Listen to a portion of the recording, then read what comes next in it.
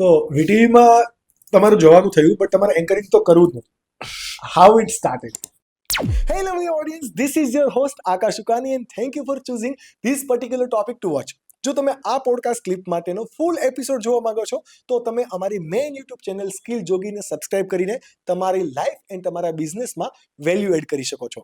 આવી અવનવી podcast clip every Monday, Wednesday and Friday જોવા માટે જો તમે કદાચ આ અમારી યુટ્યુબ ચેનલ સ્કિલ જોગી ક્લિપ પર નવા છો તો પ્લીઝ અમને સબસ્ક્રાઇબ કરો અને નોટિફિકેશન માટે બેલ આઇકન પ્રેસ કરો. અને જો તમે ઓલરેડી આ બેલ આઇકન પ્રેસ કરીને સબસ્ક્રાઇબ કરી દીધું છે then enjoy the video. So it started કે કેવું હોય કે કોલેજમાં because I wanted to go in radio. રેડિયોમાં જવું એ ફાઇનલ રેડિયોમાં જવું એ ફાઇનલ થઈ ગયું હતું કારણ કે આગળ બધી ઘટનાઓ થઈ ધ્વનિ સાથે કામ કરી એના માટે થઈને જ હું માસ કમ્યુનિકેશન કરવા આવ્યો. Then I met different people and realized કે ઘણી બધી વસ્તુઓ છે કરવા માટે. But radio, it's a cool field. ક્લાય આરજે. હા, હવે news for that age was boring. For that age, yeah, for that age it was boring. અને ગયો ત્યાં તો ત્યાં છે ને એક સિરિયલ બનતી હતી આ સાઉથર્ન ઇન્ડિયા ક્રાઇમ પેટ્રોલ ટાઈપની. સો પ્રોડક્શન આસિસ્ટન્ટ હતો. એમાં જે ડાયરેક્ટર સાહેબ હતા હિન્દી ભાષી હતા. એ કરવાનું, એ ટેબલ સાફ કરતો હતો, ટેબલ સાફ કરી દેવાનું, કાચ સાફ કરતો હતો, કાચ સાફ કરી દેવાનું. then one fine day the owner of the channel એમણે લેટ નાઇટ ત્યાંથી નીકળતા છે અને અમારું લેટ નાઇટ શૂટ હતું એન્ડ હું આવું જ કંઈક કામ કરતો હતો એન્ડ હી સો મી. મને કે અહીંયા શું કરે તું?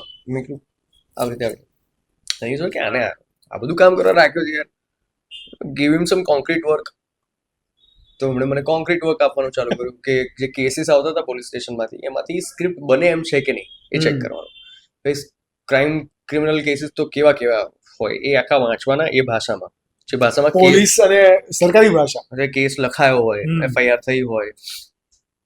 તો ઇટ હેપન્ડ થયું અને પછી એ જે ડાયરેક્ટર સાહેબ હતા એમને નોકરી છોડી દીધી. બરાબર.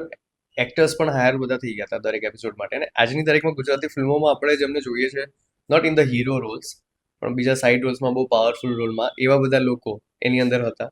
સો અનાયાસ એ લોકો સાથે મેં ત્યારે કામ કર્યું હતું. Bonded so well. Greatest of the great actors of Gujarati industry character Rolls માટે. નોકરી છોડી દીધી તો અગેન પેલા સાહેબે બોલાવ્યું કે ભાઈ પેલો તો જતો રહ્યો, હવે આનું શું થશે, તું શૂટ કરી નાખ. સાહેબ મને ડિરેક્શન નથી આવડતું. તો કે ટ્રાય તો કર, ભણેલો છે, આટલી મોટા લેવલ પર હું નહીં કરી શકું. તો કે તને શું ખબર, મારાથી થાય એટલું કરું. તો મેં રિસર્ચનું કામ લીધું. એટલે કે બધું કમ્પાઇલ કરીને એવું કંઈક કરી આપ કે આપણે કોઈને હેન્ડઓવર કરી દઈએ તો એ માણસ બનાવી શકે. then I research, I started writing and everything. So એ થયું પછી તો હું તો બોસ વગરનો થઈ ગયો હતો. તો ત્યાં ટીવીમાં તો બધા ધાર્મિક કાર્યક્રમો બી ચાલતા હોય, બપોરનો સ્લોટમાં ધાર્મિક કાર્યક્રમ. એ કરે કે યાર આજે એન્કર નથી. એ કે તું બ્રાહ્મણ છે ને? કે બ્રાહ્મણ છું પણ મને વધારે ખબર નથી પડે. થઈ પડશે કઈ નહીં. એ ગેસ્ટ આવે, પંડિતજી હોય, એમને આપણા સવાલ હોય પૂછવાના, પંડિતજી જવાબ આપે, નક્ષત્રની ના તે બધી વાતો કરે. કુર્સો પહેરીને આમ કેમેરા સામે બેઠા. That is how it started. પછી એક છોકરી હતી, એ ન્યૂઝ પોઝિટિવ કરીને એક પ્રોગ્રામ કરતી હતી. શી લેફ્ટ. ન્યૂઝ પોઝિટિવ એટલે અજબ ગજબની વાતો ટાઈપની, કે દુનિયાનો મોટો સાપ કેવો હોય ને કાચનું આ મ્યુઝિયમ છે ને કાચની લાઇબ્રેરી ટાઈપ. 6 વાગે આવતો હતો. નાખી દો આને, મને એમાં નાખી દીધો. એ એન્કરિંગ કર્યું. ધાર્મિક પછી આ પોઝિટિવ ન્યૂઝ. પછી ફિલ્મી કરીને પ્રોગ્રામ આવતો હતો. એ માણસે પણ વિદાય લીધી થોડા ટાઈમમાં વીટીવીમાંથી. કાં તો એ એબસન્ટ હતી કેવું કીધું. તો કે બોલ્યો. એ વખતે જે આઉટપુટ હેડ હતા દિલીપ ક્ષત્રિય, અહીંયા આપણે એક ન્યૂઝપેપર છે ગુજરાત મિત્ર, એના રેસિડેન્ટ એડિટર પણ રહી ચૂક્યા. એ અહીંયા સુરત રેસિડેન્ટ એડિટર કે એડિટર બનીને સુરત આવ્યા ને હું પણ સુરત આવ્યો. So he is also one of my mentors. કે એમની જોડે બહુ એક ડિફરન્ટ ટાઈપનું રિલેશન રહ્યું. તો એ આઉટપુટ હેડ હતા અને ચેનલ હેડ હતા. એમણે જોયું यार ये तो बहुत हिंदी आता है क्या, ये तो बहुत अच्छा साउंड करता है. तो दिलीप भाई કીધું કે रेडियो करना था इसको, ये तो गलती से इधर आके टाइम पास कर रहे हैं. કીધું ના ના સર મારા નોકરી આમ મને કે પેલા સર કીધું શેવ ઠીક से करवा लो, क्लीन शेव कराओ, कल से न्यूज़ पढ़ो. તો હું દિલીપભાઈની સામે, દિલીપભાઈ મારા સામે, ઓકે. તો સવારે બોલાવ્યો. કોઈ ટ્રેનિંગ નહીં, કોઈ ટેલિપ્રોમ્પ્ટર વાંચવાની ટ્રેનિંગ નહીં. શું કરવાનું, કાનમાં ઇયરપીસ આપ્યું, 3, 2, 1 ગો સ્ટાર્ટ, લાઈવ જાય છો. કોઈ ટેક બે કઈ જ નહીં, લાઈવ સામે ટેલિપ્રોમ્પ્ટરની અંદર વાંચી રહ્યો છું. ટેલિપ્રોમ્પ્ટરની સ્પીડ પણ મારે હવે રિમોટની સેન્સિટિવિટી તમને ખબર ના હોય, તમે આમ કરો પેલું ફરીને જતું રહે ઉપર, Yeah. તો એ ચાલુમાં મેચ કરી બધું કર્યું. That was my first bullet and I did it was so well because my voice was good. એ જ વસ્તુએ મારા માટે બધું કામ કર્યું. કેવી રીતે તમે રીડ કરતા? Monotonous? No, but that okay, so that is the interesting part. મેં કીધું એ તો મારાથી નહીં થાય, નમસ્કાર આપનું નહીં, આઈ વિલ બી ધીસ.